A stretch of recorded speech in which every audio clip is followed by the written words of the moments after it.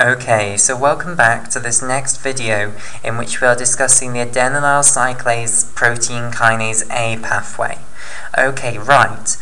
So we've now discussed G protein coupled receptors and we've discussed heterotrimeric G proteins. Okay, we now want to discuss the total number of heterotrimeric G proteins. We want to discuss the different types of alpha subunits, the different types of beta subunits, and the different types of gamma subunits, because this is going to be important. Not all heterotrimeric G proteins are the same. Okay, right. So we'll start with the alpha subunits, which is the biggest topic. Okay, right. So, for alpha subunits, and strictly speaking I should call them G alpha subunits to show that they're alpha subunits of heterotrimeric G proteins. Okay, right.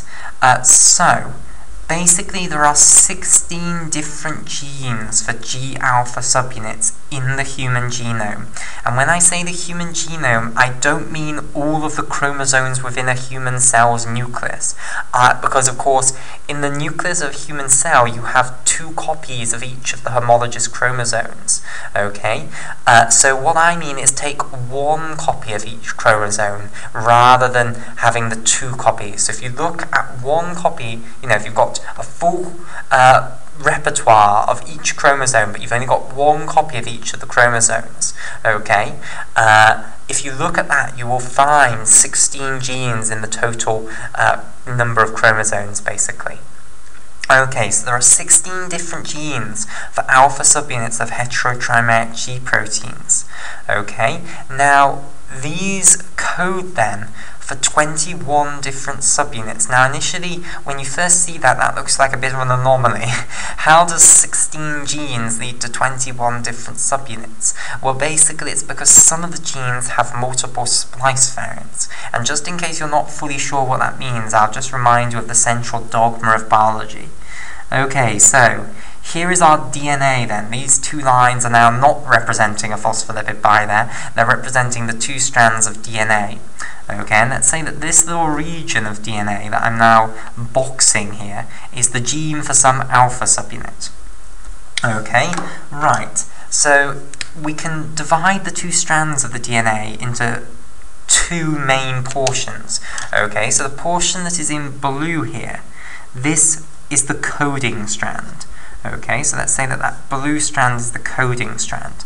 Now, what do I mean by that? Well, I mean that this is the strand, the RNA polymerase II enzyme, okay, which is often abbreviated to RNA, and then P for polymerase, and then 2, RNAP2. Okay, so this is the strand that the RNA polymerase II enzyme will work its way along and create a complementary piece of mRNA to. Okay, rather than the other strand. The other strand is then called the non-coding strand. This is the one that is not used by the RNA polymerase II enzyme to create a piece of mRNA from. Okay, so this is the non-coding strand. So, if we want to make our alpha subunit then, what will happen is the RNA polymerase II enzyme will work its way along this coding strand, like so. Okay, and it will produce a piece of mRNA. This is complementary to that coding strand. So I'll colour this in turquoise here. So in turquoise, there's that piece of mRNA. Okay, so let's bring it out here. So we now have our piece of mRNA. Now, this piece of mRNA is not ready yet to be translated. You can't just stick this into a ribosome and expect the outcome to be good. Okay, this is what's known as a piece of pre-mRNA. It's the primary transcript, the portion that has just been produced by RNA polymerase II. Okay, and the reason you can't just translate this is it contains loads of bits that are not supposed to be translated, and if you actually did translate them, you'd end up with a junk collection of amino acids that would probably form amyloid plaques and would not be good. Okay, so you would end up with a non-functional protein. So only certain portions of this are actually supposed to be translated. So let's, just for an example here, box the regions that are actually supposed to be translated. So let's say this portion is supposed to be translated, this portion is supposed to be translated, and this portion is supposed to be translated. Okay, these portions that are actually supposed to be translated, these are called the exons. Now the portions that are in between the exons, which are not therefore supposed to be translated, so these 4 portions here, these are called introns. Okay, so before we can actually produce the protein I, before we can go through translation to get a protein out the other side, we firstly need to take our pre-mRNA and we need to do some post-transcriptional modifications, as they're called. We need to cut out the introns, okay, and then we need to rejoin together the exons to get a shorter piece of mRNA which just contains the exons re-sewed back together, okay, which is known as a mature piece of mRNA. Okay, right, and this process of cutting out the introns and then sewing the exons back together, this is known as splicing. Okay, so basically it happens that sometimes you can produce more than one different type of mature mRNA from the same pre-mRNA. Okay, so let me give you a very nice and easy to understand example of this. Okay, so let's say that this exon over here, this small one, isn't actually essential. Okay, so you can have this in your mature piece of mRNA, but if you don't have it, then your mature piece of mRNA can still be translated and will still form a functional protein. Yes, the protein that it will form will be slightly smaller because it won't have that end bit, but it will still be functional. Okay, so often you can have, for instance, optional exons where you can include them or you don't have to include them. That means that you therefore have 2 different pieces of mature mRNA that you can produce from this same piece of pre-mRNA. You can make the one where you include all 3 exons, okay, and you can make the one where you only include the first 2. So there are 2 different pieces of mature mRNA that you can make from this pre-mRNA, okay, and if you make a different one, basically, you will then end up with a different protein. So having more than one different piece of mature mRNA that can be produced through the splicing process from the pre-mRNA, you can then end up with different proteins being produced from this same gene, and these are known as the different splice variants of a gene. Okay, so that's how we go from 16 genes to 21 subunits. Some of these genes are known to produce more than one different type of protein, and this is because when they produce their pre-mRNA, the pre-mRNA can be spliced in different ways to give rise to different mature mRNAs, and therefore those different mature mRNAs can make different proteins. Okay, but they come from the same gene fundamentally. Now, we're not going to dwell on the splice variants. We're going to talk about the 16 different genes for alpha subunits of heterotrimeric G proteins. We'll talk about splice variants occasionally. Okay, right, so the different alpha subunits of heterotrimeric G proteins, at least the genes for these different alpha subunits, are divided into 4 major families. Okay, there is the G-alpha S family, okay, of alpha subunits. There is the G-alpha I/0 family of alpha subunits of heterotrimeric G proteins. There is the G-alpha Q/11 family. Okay, and then finally there is a little family on the end called G-alpha 12/13. Right, so these are the families we are going to group the genes into, the 16 different genes. So we'll start off with the first family, the G-alpha S family of genes for alpha subunits of heterotrimeric G proteins. This contains 2 members. It contains G-alpha S itself, which is a gene and which can give rise to many different splice variants. G-alpha S has a whole repertoire of splice variants. However, the nomenclature for it is simply hideous, so we're not going to go there. And they pretty much do the same thing anyway. Okay, so G-alpha S is a gene. It has multiple splice variants, but they all seem to do the same thing. So it produces multiple different alpha subunits of heterotrimeric G proteins, but they're going to do the same thing. And these alpha subunits that come from this gene are going to be the stars of the show. Okay? Then also in this family, we have the G-alpha OLF gene. Okay, G-alpha-OLF only has one splice variant. Okay, and this protein pretty much does exactly the same thing as a G-alpha-S protein would do. Okay, both of them, both the alpha subunits that come from the G-alpha-S gene and the alpha subunit that comes from the G-alpha-OLF gene, they both activate adenylyl cyclase enzymes once they themselves have been turned on, which we will come to.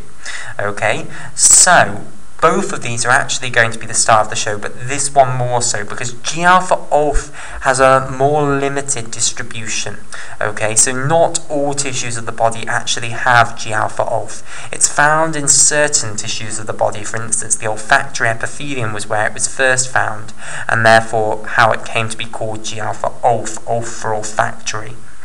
Okay, and in those tissues where you do find G-alpha-OLF, those tissues have very low levels of G-alpha-S, so basically it just seems as though certain tissues use G-alpha-OLF rather than G-alpha-S, but most tissues use G-alpha-S rather than G-alpha-OLF, so it's the main one. But both of these are grouped into a family because they do pretty much the same thing. Okay, right, the next family, the most difficult family, G-alpha-I/0. This has 8 different members. Okay, so firstly there are the G-alpha-I genes. Now there is not just one G-alpha-I gene, there are 3 G-alpha-I genes. There is G-alpha-I1, there is G-alpha-I2, there is G-alpha-I3. Now, people always find that surprising when they find it out for the first time, because they've always thought of G-alpha-I as being a single gene, but in fact there are 3 genes that each code for alpha subunits. Okay, and it's fair to say that the 3 alpha subunits that come from these 3 different genes pretty much do the same thing. So often people will call these collectively as G-alpha-I. Okay, so if someone says that they're working with a G-alpha-I subunit, what you can assume they mean is they mean they're working with one of these 3, and it's probably because they don't actually know which one it is, or it'll be because all 3 of them are doing it. Okay, so if someone says that their heterotrimeric G protein is going to that their G protein coupled receptor activates a heterotrimeric G protein where the alpha subunit is G-alpha-I, what they will mean is it's one of these 3. Now, potentially the G protein coupled receptor will activate all 3 of them, or they just don't know which one it is because they're pretty much indistinguishable. Okay, right. So those are the G-alpha-I's then. Then you have G-alpha-O, which is the other one after which the entire family is named. That has again similar functions to G-alpha-I1, G-alpha-I2, and G-alpha-I3. G-alpha-O, however, has 2 different splice variants, okay? So I'll talk about the 2 different splice variants because it's not uncommon to actually see these referred to in papers, and I don't want you to go away and think that they're separate genes. So the 2 different splice variants of the G-alpha-O gene are G-alpha-OA and G-alpha-OB. Okay, so this gene has 2 splice variants, and they're called the G-alpha-OA protein and the G-alpha-OB protein. Okay, going on with this G-alpha-I/0 family, you also have G-alpha-Z, which again has a similar function to the G-alpha-I's and the G-alpha-O. Okay, now we're going a little bit more exotic. We now have the G-alpha-T's. Okay, so we have G-alpha-T1, G-alpha-T2. So let's talk about these 2. These do not have similar functions to these 5. Okay, well, they have to an extent. They make cyclic nucleotides go down in the cytoplasm, but these make cyclic AMP go down. These make cyclic GMP go down. These make cyclic AMP go down by inhibiting adenylyl cyclase enzymes, which we'll talk about more later. Okay, these make cyclic GMP go down by activating enzymes which break down cyclic GMP, specifically by activating phosphodiesterase enzymes. Okay, right, so why are they called the G-alpha-T's? Well, basically they're called the G-alpha-T's because they were found within heterotrimeric G proteins known as transducin. Okay, so basically in photoreceptors at the back of the eye, you have two main types of photoreceptors at the back of the eye. You have rod cells and cone cells. Okay, now the receptors which detect light are actually G protein coupled receptors, which means that when light hits them, they are going to interact with a heterotrimeric G protein. Okay. Now in rod cells, the heterotrimeric G protein they interact with is known as rod transducin. In cone cells, the heterotrimeric G protein they interact with is known as cone transducin. Okay, and the difference between rod and cone cell transducin is that in rod cell transducin, the alpha subunit is G-alpha T1, so this is the alpha subunit of rod transducin, and in cone transducin, the alpha subunit is G-alpha T2. Okay, so those are the G-alpha Ts, and they are the alpha subunits of these heterotrimeric G proteins within rod and cone cells known as transducins. Okay, so the final member then of G-alpha I/naught, we also have G-alpha gust, which is involved in the gustatory transduction pathways within cells of the tongue, basically. Okay, of the taste receptors of the tongue. Okay, right, so that's G-alpha I/naught family of alpha subunits of heterotrimeric G proteins. And remember, we're really talking about the genes here, but the genes make the proteins, and the proteins are named accordingly to which gene made them. Okay, right, so G-alpha Q/11 now, we'll move on to this family. So this family's most famous member, once again, is G-alpha Q, which is the one that generally people have heard of, okay, but it has a number of other members as well. There's also G-alpha 11, the other one after which the whole family is named. Then there is G-alpha 14, and then finally another alpha subunit known as G-alpha 15/16. Now do not think that this is two different subunits, okay? Let me tell you the story behind how it became called the G-alpha 15/16 alpha subunit. Okay, so basically there were two groups of researchers. One who was researching in mice, and they found a new alpha subunit of a heterotrimeric G protein, and they called it G-alpha 15. Okay, then another group was working in humans, okay, and they found a new alpha subunit of a heterotrimeric G protein, and they called it G-alpha 16. Okay, so later it transpired that these two are effectively the same thing, and we think that they are the same thing, basically. This is just the mouse version, this is the human version. Okay, so there was then a movement to try and get both of them renamed G-alpha 15/16. So you have a G-alpha 15/16 in mice and a G-alpha 15/16 in humans. Now it hasn't caught on as well as the people who came up with this idea would have liked. People working in mice still call it G-alpha 15, and people working in humans still call it G-alpha 16, but don't let that confuse you, basically. It would be nice if you used this name just to show winning.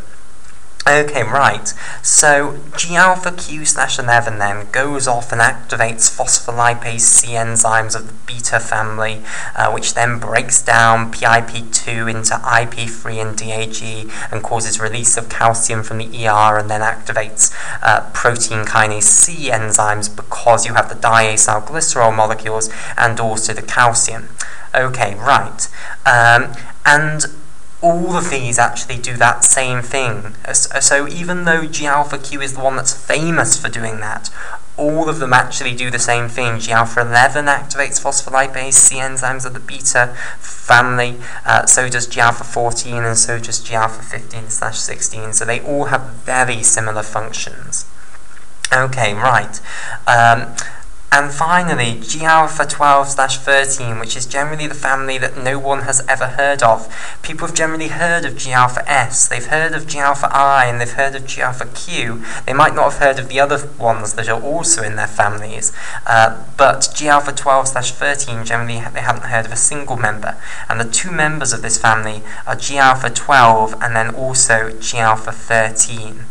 Okay, now both of these, both G-alpha 12 and G-alpha 13, are involved in remodeling the cytoskeleton, okay, and we're not really going to talk about them in this video, okay. They're not involved in adenylyl cyclase protein kinase A pathway, at least not as directly as the G-alpha S family. Okay, so for our purposes, these are going to be extremely important, G-alpha S and G-alpha ALF subunits, okay? So, what we'll do is we'll have a break there, and then in the next video what we'll do is talk about the different beta and the different gamma subunits. Then we'll have talked about all the different types of heterotrimeric G proteins, and then after that we'll talk about the G protein cycle, and then we can move specifically onto G protein coupled receptors that activate heterotrimeric G proteins with alpha subunits within this G alpha S family, and then the pathways that ensue.